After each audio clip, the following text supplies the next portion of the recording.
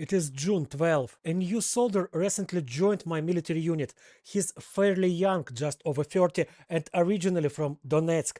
Let me remind you that's a Ukrainian city Russia has occupied since 2014.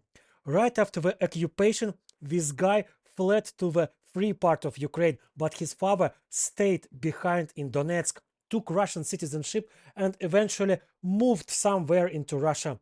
Now that father fervently supports the war against Ukraine. He even sends money to the occupying forces, donating part of his salary to units fighting the Ukrainian army. That means he's also funding the war against his own son.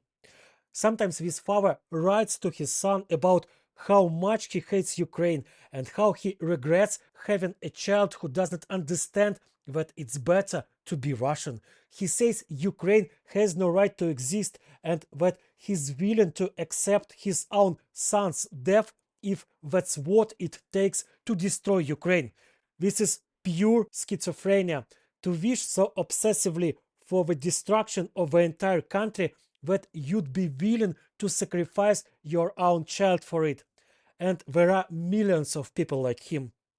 Another kind of schizophrenia is believing that the war will end soon and everything will go back to how it was before. Russians will travel freely to Ukraine again, Ukrainians will forgive them, and there will be genuine peace.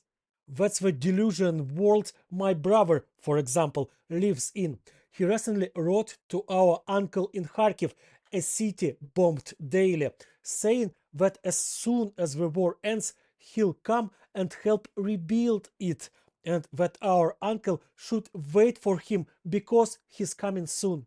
What's interesting is that the Russian government supports both of these schizophrenic delusions, even though they directly contradict each other.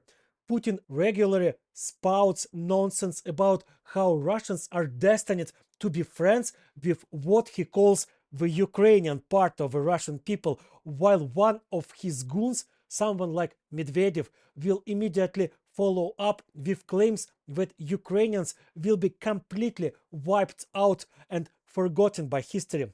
Schizophrenia in its many forms has become the norm in Russia.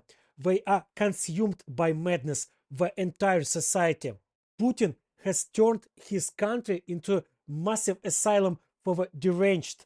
These madmen are allowed to do anything, to kill and rape Ukrainians, to loot and burn down entire cities, to believe that it will all soon end and true peace will return like in the distant past. The only thing they are not allowed to do is question the war, to question whether the killing and raping is really necessary.